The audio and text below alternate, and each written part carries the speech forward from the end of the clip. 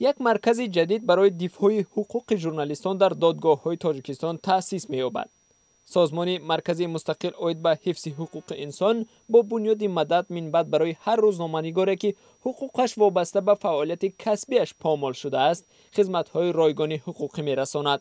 این طرح یک سال ادامه می‌یابد. بودند بسیار ژورنالیستان، روزنامه‌نگاران، ژورنالیستان آزاد، نمایندگان رسانه‌های الکترونی، رسانه‌های خطی، چاپی، آنها مراجعت می‌کردند و در اکثر موردها برای پیشنهاد نمودن ادوکات برای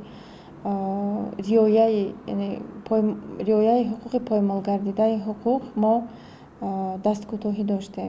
تلاش مقامات برای حفظ آبرو و اعتبارشان در برابر انتقادهای ژورنالیستی باعثی در دادگاه‌های کشور محاکمه شدن آنها گردید. در برخی حالتها ژورنالیستان با سبب نبود پشتیبان مالی در روبروی این چالش‌ها تنها ماندند. حالتی که ژورنالیست در جاهای محرومی از آزادی قرار دارد و نیاز به ادوکات دارد، در این حالت خویش و تبار آنها می توانند که به تشکیلات جمعیتی ما به قبولگاه حقوقی ما مراجعت نمایند با پیشنهاد نمودن حجت هایی که تصدیق کننده پایمالگردی حقوق ژورنالیست می باشد. در این حالت از جانب حقوقشناسان تشکیلات ما حجت های مخصوص ترتیب داده می شود، کمیسیا ترتیب داده می شود و با خلاصه کمیسیا درباره جدا کردن ادوکات یا اینکه حمایتچی می توانیم که ادوکات را جدا کرده برای رعایت حقوق ژورنالیست سفربر کنیم. جمیله حسینова سال 2015 در یک مقاله‌اش از نقلیات جمعیتی شهر دوشنبه انتقاد کرد.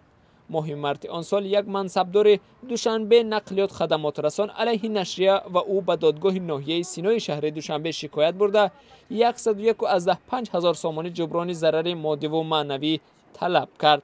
سازمان‌های ژورنالیستی یک بار و دو بار هم تو پرسیدن تمام.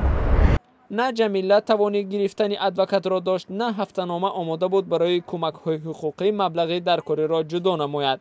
برای جمیله بخت آمد کرد و رهبر هفته‌نامه توانست با دعواگران به توافق برسد، اما آسیب پذیر بودن ژورنالیست را در این گونه وضع از جهت مالی به خوبی درک نمود. واسطه‌های شخصی کمک کردن که این بحث دادگاهی ادامه نیابد. تأسیس مرکز رایگان حقوقی برای ژورنالیستان برای جمیله خوشایند است، اما باز بر عملی شدن این لایحه به شبهه می‌نگرد. از تجربه خودم میدونم که هر یک سازمان، هر یک چیزی نوی که اوید به حمایت حقوق ژورنالیست، حمایت حقوق انسان، اینا اکثریت لایحه‌های گرانتی اند.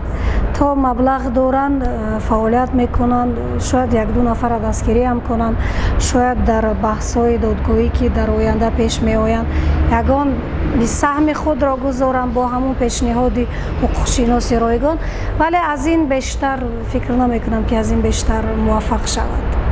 نان اسمیت از انگشت شمار سازمان‌هایی است که چندین بار در بحث‌های دادگاهی جانب ژورنالیستان را با ادوکات تامین نموده مبلغی آن را پرداخته است. نورالدین قرشبایف رهبر این سازمان حالت رسانه‌های تاجیک را بحرانی نامیده، یاری رایگان حقوقی را امر خیر نامید. سوال این است که آیا جامعه روزنامه‌نگاری با آن سازمان‌هایی که این خدمت رسانه‌ها را پیشنهاد می‌کنند اعتماد دارند یا نه؟